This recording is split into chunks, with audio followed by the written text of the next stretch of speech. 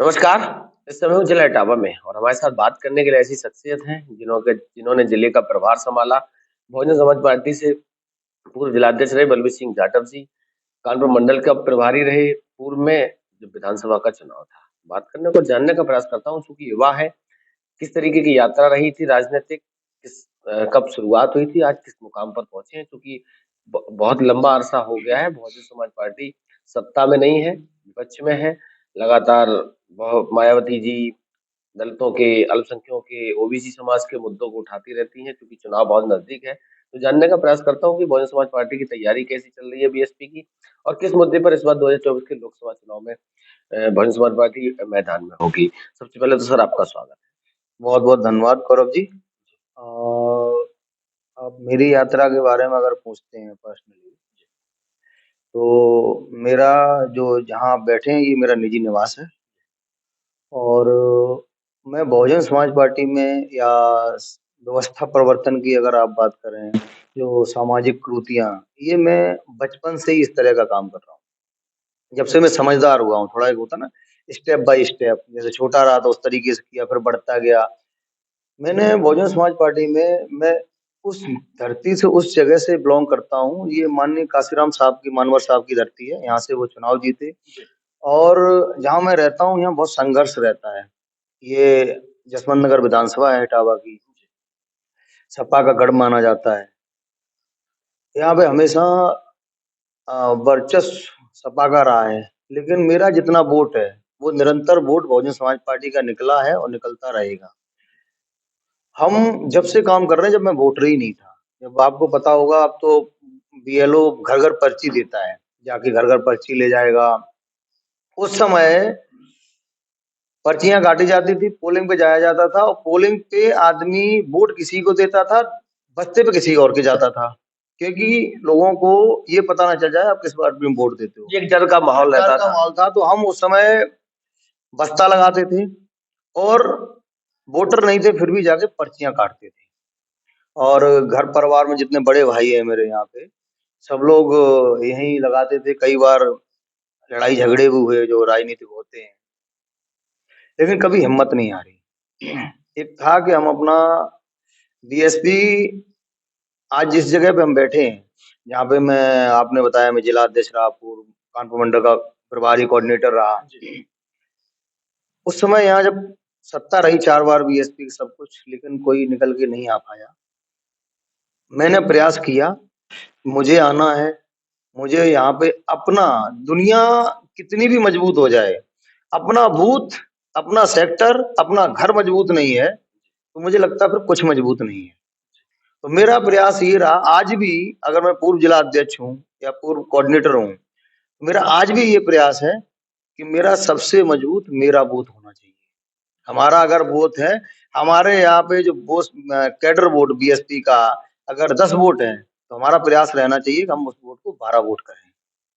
2022 का विधानसभा चुनाव अगर देखा जाए, 2019 का विधानसभा चुनाव देखा जाए, बीएसपी पे आरोप लगता है कि बीएसपी बीजेपी के बी टीम के रूप में काम करती है, और कहीं ना कहीं बीजेपी ऐसा काम करती है जिससे बीजेपी को फायदा पहुंचे। अच्छा, एक बात बताइए, आपको जानकारी होगी बड़े अच्छे से कि बीजेपी बीजेपी से सबसे पहले बहुजन समाज पार्टी की सरकार किसने बनवाई? बीजेपी ने बनवाई, गठबंधन में। जब समाजवादी पार्टी द्वारा सबसे पहले सपा बसपा गठबंधन हुआ, माननीय मुलायम सिंह यादव जी को मुख्यमंत्री बनाया गया। लेकिन मुख्यमंत्री इस उद्देश्य से बनाया गया था कि दलितों का, पिछड़ों का, अल्पसंख्यक का उद्धार होगा, उनका विकास होगा, सामाजिक, आर्थिक, शैक्षिक। ऐसा कुछ हुआ नहीं, एक वर्ग विशेष के लिए किया गया। और जब देखा, और कुछ समाज, खास तौर से जो जनरल समाज, अपर कास्ट कहा जाता बोलते हैं, वो बहुत इनसे प्रताड़ित, परेशान था अत्याचार से। तो उन्होंने अपने बचाव के लिए बहुजन समाज पार्टी को समर्थन दिया था और सरकार बनवाई थी। जो गेस्ट हाउस कांड हुआ था 1995 को, और 3 जून 1995, 2 जून 1995 को, 3 जून 1995 बहन जी ने शपथ ली थी। उसके बाद बहन जी ने भाजपा को कभी समर्थन दिया आज दिन तक? आपके नॉलेज में है कोई? कभी भी जीवन में नहीं दिया। फिर उसके बाद फिर दोबारा 3 बार सरकार बनाई, कभी बीजेपी की सरकार नहीं बनाई, बीएसपी ने बनवाई। उसके बाद अटल बिहारी वाजपेयी की सरकार किसने गिराई थी?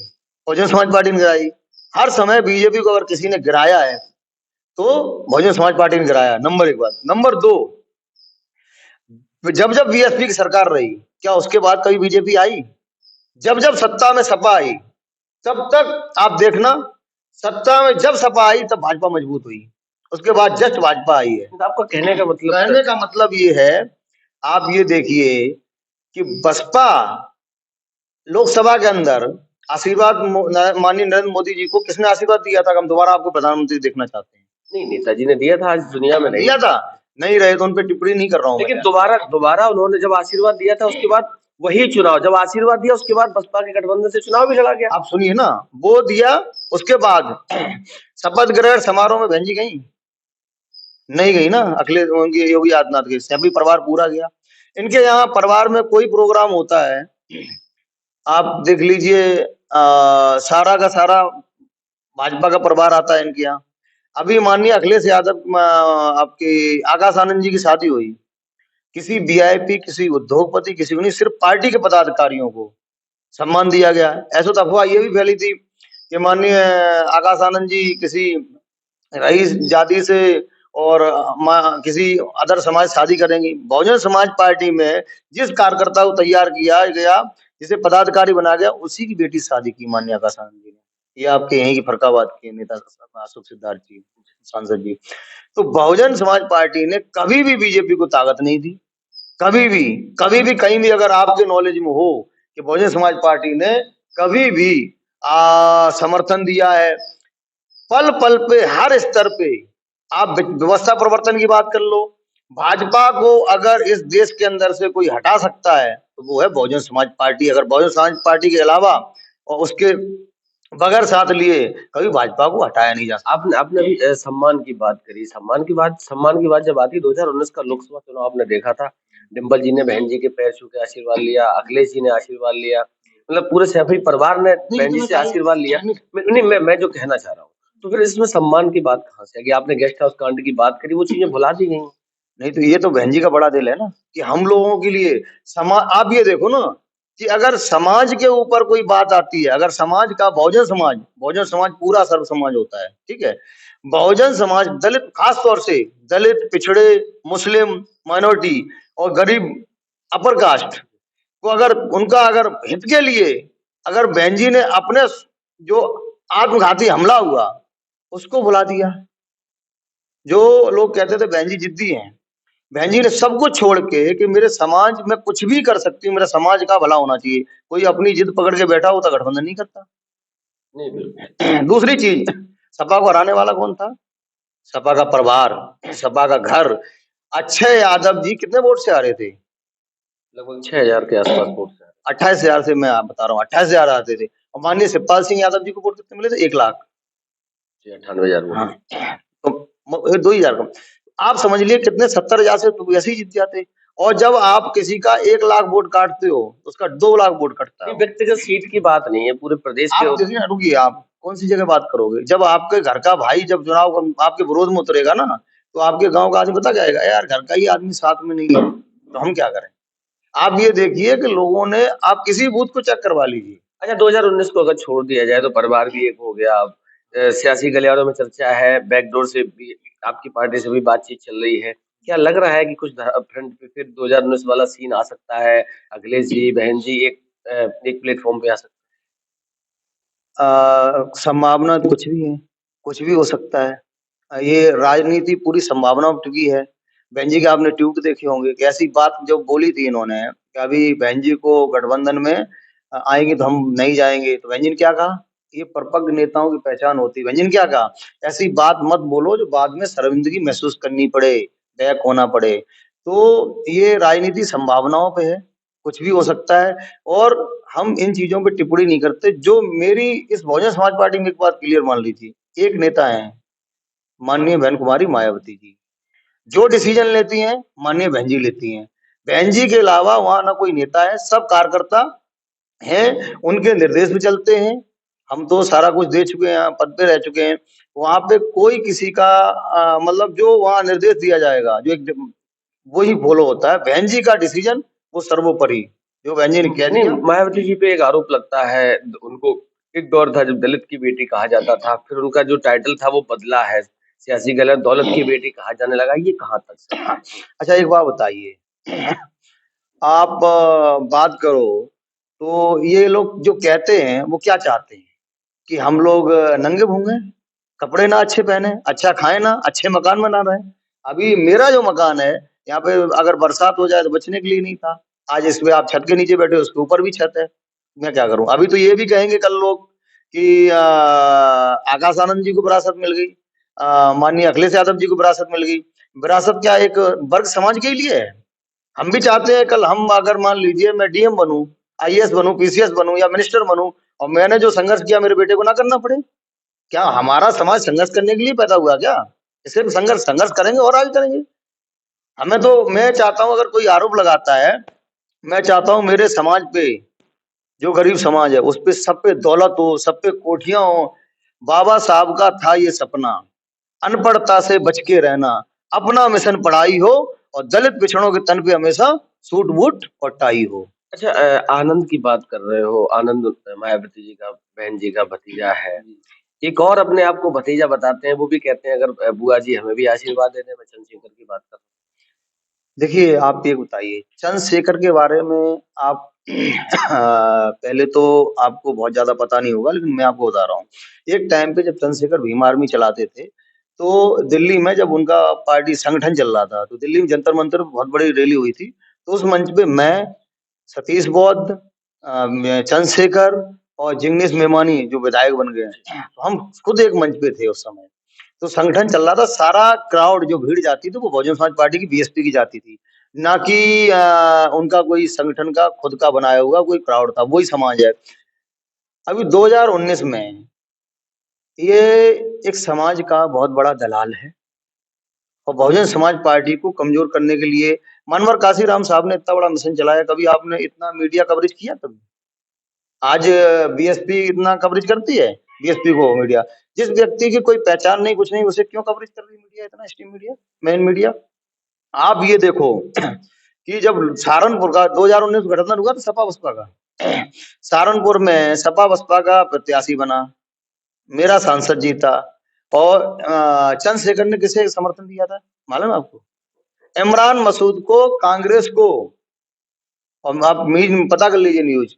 तो जब हमारा सपा, आपका कहने का मतलब है कि मतलब ये है चंद्रशेखर वो भाजपा के लिए काम, भाजपा कांग्रेस के एजेंट है वो, और नहीं है तो आप ये बताइए सपा बसपा जब हमारी दोनों बहुजन पार्टी। अगर चंद्रशेखर भाजपा कांग्रेस के एजेंट हैं, एक के तो हो सकता, तो फिर कांग्रेस बीजेपी एक ही है। मैं अलग मानता ही नहीं, मैं नहीं मानता। मैं कभी भी देखो, मुझे मानवर साहब कहते थे मुझे अगर अपॉर्चुनिटी मिलती है, मुझे सत्ता में आने के लिए मेरे समाज को अगर हुक्मरान बनने का मौका मिलता है मैं कुछ भी करूंगा। लेकिन कांग्रेस और बीजेपी में कोई फर्क नहीं है। एक कांग्रेस बीजेपी में कोई अंतर नहीं है, फिर सपा बसपा कांग्रेस के दरबार में हाजिरी क्यों लगाने जा रहे हैं 24 के चुनाव के लिए? हम कांग्रेस बसपा के घर में दफ्तर दाम वो लगा रही है। वो एक ही बात है, वो इधर जाए या उधर जाए, राजनीति। मेरा एक बयान बता दीजिए मेरे किसी नेता का। नहीं, मेरे कहने का मतलब अगर दोनों एक ही है। अपने शब्दों में सुधार करिए। एक मेरे पूरे किसी भी नेता का एक स्टेटमेंट बताइए जिसने कांग्रेस के बारे में बात की हो। सीधा हमसे बात करिए। पिछड़ा भी गठबंधन हुआ तब भी बहन जी कर रही, माननीय अखिलेश यादव जी गए। ये नहीं है इसमें हम वो दिखा रहे हैं बहन जी बड़ी हैं वो छोटे हैं, और माननीय बहन जी ने सोनिया जी बड़ी हैं तो मैं बहन जी चली जाएंगी। हाँ, क्या एक मिनट ये बताइए आप, जरूरत किसको है? जरूरत सबको है। और वहां बहन जी क्यों जाएंगे? बहन जी सोनिया जी कैसे बड़ी हैं?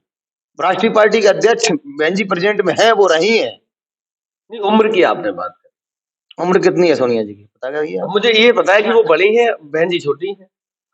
आप ये देखो जो बहन जी का संघर्ष है ना वो माननीय सोनिया गांधी जी का नहीं है। वो एक परिवार में राजनीति में पैदा हुई। बहन जी ने जिस दिन घर से निकली थी ना, आपकी बहन या बेटी घर से निकल जाए, वो 2 घंटे लेट पहुंचे ना स्कूल से, तो पूरे घर में बवाल कट जाएगा। और जब घर छोड़ के आई थी, पढ़ाई छोड़ के आई, जब राजनीति बीएसपी का आप संघर्ष की बात कर रहे हो, सोनिया जी के पति ने देश के लिए अपने प्राण दिए, उनकी जो सास थी उनकी सब उनके शरीर को टुकड़ों में बांट दिया बटा, उन्होंने अपने आंखों से देखा, संघर्ष नहीं किया। देखो ऐसा है, ये तो जो घटनाएं हुई हैं ये बहुत गलत थी। लेकिन ये संघर्ष करके नेता नहीं बने हैं। अगर मान लो आप अभी, जैसे मेरी बसपा किस मुद्दे पर 2024 के लोकसभा चुनाव में? देखो, मेरा सीधा मुद्दा, मेरा जो मैनिफेस्टो होता है वो भारतीय संविधान रहता है। बहन जी कहने में विश्वास नहीं करती, करने में विश्वास रखती हैं। और मुद्दा महंगाई, गरीबी, दलितों का, पिछड़ों का उत्पीड़न, आप बहुत मुद्दे हैं। आप ये बताइए, आज की डेट में जो 5 किलो राशन मिल रहा है, इससे भला होने वाला समाज का? विकलांग बन रहा है समाज। नहीं, मैं तो आवाज उठाता हूँ। आप ये बताइए, दूसरा आप बताइए, रोजगार कहाँ दिया है? कोई रोजगार योगी जी 5 साल सत्ता कर चुके हैं। योगी जी ने तो कह दिया उत्तर प्रदेश में योगी कैंडिडेट ही नहीं है, वाई नहीं किसको रोजगार दे? आप मतलब इस पे, मतलब पूरे समाज को, यहाँ 25 करोड़ जनसंख्या लगभग उत्तर प्रदेश में, ठीक है, मैं बता रहा हूँ, एक आइडिया मान लीजिए, तो सबको नकारा साबित कर दिया। आपको भी तो कर दिया, आप भी तो आते हैं ना उसमें। अरे बिल्कुल, मतलब सब, जो व्यक्ति, देखो शिक्षा का महत्व वो व्यक्ति नहीं समझता जो खुद शिक्षित ना हो। जो व्यक्ति, ऐसा है, माननीय योगी आदित्यनाथ जी मुख्यमंत्री हैं, कायदे में उनका राजनीति का काम तो था नहीं, वो बाबा आदमी है, उन्हें मठ में रहना चाहिए था। बताइए आप। धर्म बचाने आए थे, सनातन हिंदू धर्म खतरे में था, सनातन धर्म खतरे में था, आप कह रहे हो मठ में रहना चाहिए, धर्म कौन बचाता? एक बात बताइए, ये मेरी बात समझिए, ये घर है, एक पड़ोस में घर है, उस घर में 20 आदमी हैं, इसमें 80 आदमी हैं, खतरे वाला किसका खतरा किसको होगा? 20 वाले को होगा, 80 वाले को? 20 वाले, तो हिंदू कितने परसेंट है देश में? 80%। तो हिंदू कैसे खतरे में हो जाएगा? बीजेपी खतरे में है। अभी तो आप बताएंगे, मैं कैसे बता? बीजेपी खतरे में है, बीजेपी खतरे में है, हिंदू खतरे में कहाँ है? हमें तो कोई खतरा वो कह रहे 400 सीटों के साथ आ रहे सरकार में, आप कह रहे बीजेपी खतरे में है। देखिए, अमित शाह ने कह दिया 50 साल राज करेंगे पार्लियामेंट। देखो, अगर ये देश दोहरी राजनीति अपनाएगा, जो राजनीति गठबंधन करना चाहते हैं, वो चाहते हैं कि हम दलित को देखना ही नहीं चाहते, दलित को ना प्रधानमंत्री देखना चाहते हैं, ना दलित को पावर में देखना चाहते हैं, दलित को विकलांग बनाना चाहते हैं। ये देश का, पूरे भारत की एकमात्र नेता है दलितों की, वो बहन कुमारी मायावती जी। कोई भी पार्टी कुछ भी अध्यक्ष जी, एक न्यूज हमें आप दे दीजिए, अखिलेश यादव बहन जी एक मंच पे 2024 में दिखाई देंगे, संभावना है? संभावना है तो सब तरीके से है, लेकिन ये मैं आपको बता रहा हूँ, असंभव कुछ भी नहीं है। लेकिन ये डिसीजन सिर्फ बहन जी लेती हैं, किसी को कोई पावर नहीं है। और मैं तो ये कह रहा हूँ, मैं आज गारंटी दे रहा हूँ, मैं बयान दे रहा हूँ उस पे, आप बना दीजिए बहन जी को, पूरा इंडिया गठबंधन प्रधानमंत्री का उम्मीदवार बना दे, 2 मिनट में आ जाएंगे बहन जी। और दूसरी चीज, बाकी बहन जी का डिसीजन है। अभी आप एक तरफ कह रहे समाज को बचाने के लिए आएंगे, अब कह रहे प्रधानमंत्री का उम्मीदवार तब आएंगे। अच्छा, एक बात बताइए, आपके पास पावर नहीं होगी, समाज कैसे बचेगा? बहन जी मुख्यमंत्री, अभी मान लीजिए मध्य प्रदेश में एक मुख्यमंत्री बदल दिए गए हैं, क्यों, आपको क्या लगता है वो अपने समाज का भला कर लेंगे? जो अखिलेश यादव कर सकते हैं अपने समाज के लिए, वो क्या नाम है, मध्य प्रदेश में मुख्यमंत्री कर देंगे? नहीं कर पाएंगे। जो बहन जी ने दलितों के पिछड़ों के लिए किया है, वो योगी आदित्यनाथ जी करेंगे क्या? करेंगे? आप बताइए। 2019 में जब सपा बसपा गठबंधन हुआ था तो कहा गया था 70 सीटें जीतेंगे, 70 सीटें जीतेंगे, देश का सबसे बड़ा गठबंधन बना है, ऐसा पहली बार हुआ है। ओबीसी एससी के नेता एक मंच पर आए हैं, सीटें 15 आप लोग गठबंधन में जीत पाए। 24 में क्या आपने मीडिया को देखा, गैर यादव, गैर जाटव, सुना था आपने कि सिर्फ यादव वोट दे रहा है, जाटव वोट दे रहा है और मुस्लिम वोट दे रहा है। पूरा तुष्टीकरण का चुनाव हुआ, जातवाद का, धर्म के ऊपर चुनाव होता है, मुद्दे पे आगे बीजेपी हट जाती है।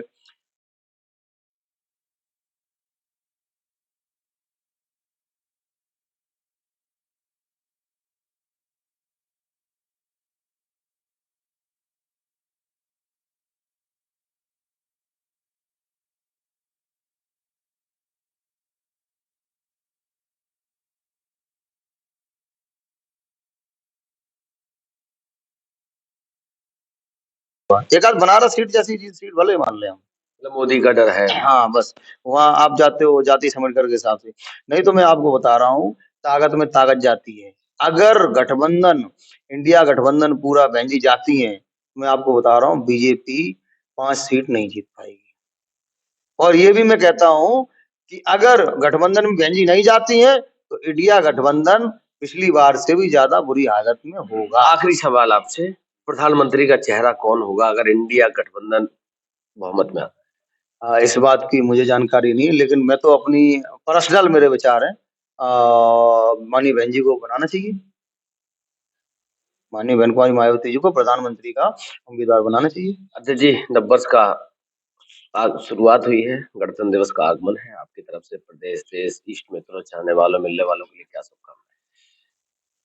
पूरे देश में मैं तो सभी मानव जाति के सभी लोगों को, पशु पक्षियों को, सभी को, सब समृद्ध रहें, सुखी रहें, सद्भावना रहे, भाईचारा रहे, और पूरे देशवासियों को सब नववर्ष की बहुत बहुत बधाई, शुभकामनाएं आपको भी, और आपके पूरे मीडिया परिवार को। और यही चाहूंगा किसी भी तरीके से हमारा देश तरक्की करे, हम लोग तरक्की करें, राजनीति के साथ साथ हमारा जो भाईचारा है वो बना रहे। पुनः एक बार सभी देशवासियों को नव वर्ष की बहुत बहुत बधाई, और हम 2024 में सत्ता में आए, भाजपा को हटाएं और बहन जी को प्रधानमंत्री बनाएं। यही मेरी नव वर्ष की मेरे लिए सबसे बड़ी, आज मैं यही सबसे बड़ी मेरे लिए बात है। जी, बहुत बहुत धन्यवाद। हमारी तरफ से भी आपको नववर्ष की और आने वाले गणतंत्र दिवस की बहुत बहुत बधाई, शुभकामनाएं।